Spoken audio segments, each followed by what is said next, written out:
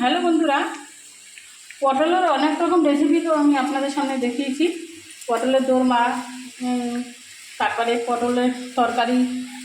পটল দিয়ে আজকে একটা সম্পূর্ণ ভিন্ন স্বাদের একটা রেসিপি তৈরি করব। দেখুন, এর জন্য আমি পটলকে দেখুন এরকম চিড়ে দানাটা ফেলে দিয়ে এরকম কুচো কুচো করে কেটে নিয়েছি। একটু টমেটো কেটে নিয়েছি। আর এর সঙ্গে দেখুন আমি বড় বড় সাইজের 4টে চিংড়ি আমি এইভাবে বেছে নিয়েছি। ছোট চিংড়ি বা মাঝারি চিংড়ি হলেও ভালো হয়। তারপরে আছে একটু আদা বাটা, আর এখানে দেখুন 1 চামচ পোস্ত আছে, আর 1 চামচ সর্ষে আর 1 চামচ পোস্ত আমি একসঙ্গে বেটে নিয়েছি। আর একটু জিরে বাটা, এতটা জিরে বাটা সবটা লাগবে না। আর কাঁচা লঙ্কা বাটা। প্রথমে দেখুন আমি কড়াইতে তেল দিয়ে দেখুন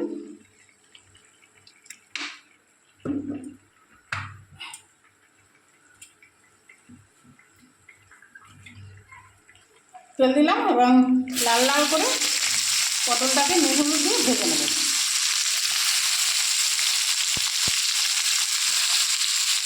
পটলটা যদি আরেকটু ঝিরি ঝিরি করে আপনারা দেন তাতেও অসুবিধা নেই। আমি একটু বড় বড় দিয়েছি।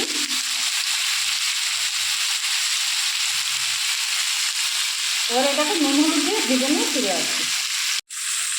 এই দেখুন বন্ধুরা, পটলটা আমার লাল লাল করে ভাজা হয়ে গেছে। এবার এর মধ্যে দেখুন আমি চিংড়ি মাছটাকে দিয়ে দেবো। 1/2 চামচ আদা বাটা, 1/2 চামচ সর্ষে বাটা, 1/2 চামচ জিরে বাটা, আর 1/2 চামচ আদা আর কাঁচা লঙ্কা আমি পোস্ত আর কাঁচা লঙ্কাটা আমি এর মধ্যে দিয়ে দিলাম।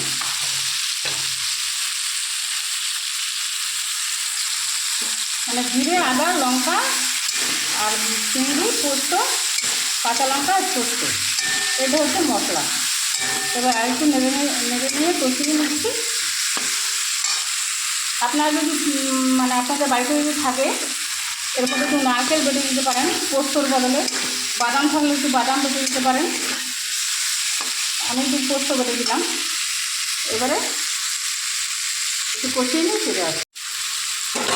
কষানো হয়ে গেছে।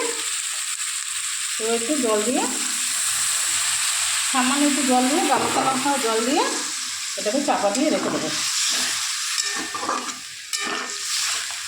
5-7 মিনিট চাপা দেওয়ার পর রেখে দিয়ে আমি ফিরে আসি। দেখুন আমার পটলটা সিদ্ধ হয়ে গেছে। সামান্য একটু আটা মতো আপনারা দিয়ে দেবেন, গা মাখা মাখা করার জন্য। আর সামান্য একটু মিষ্টি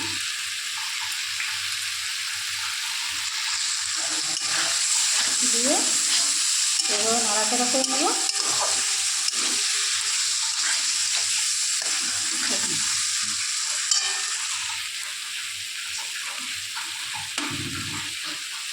সামান্য একটু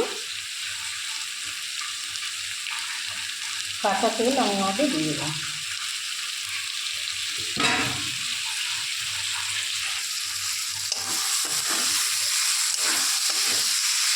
এবার নেড়ে করে একটা পাত্রে নামিয়ে নিয়ে ফিরে আসি।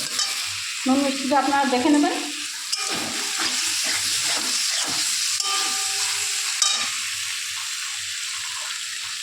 নামিয়ে নিচ্ছি। দেখুন বন্ধুরা,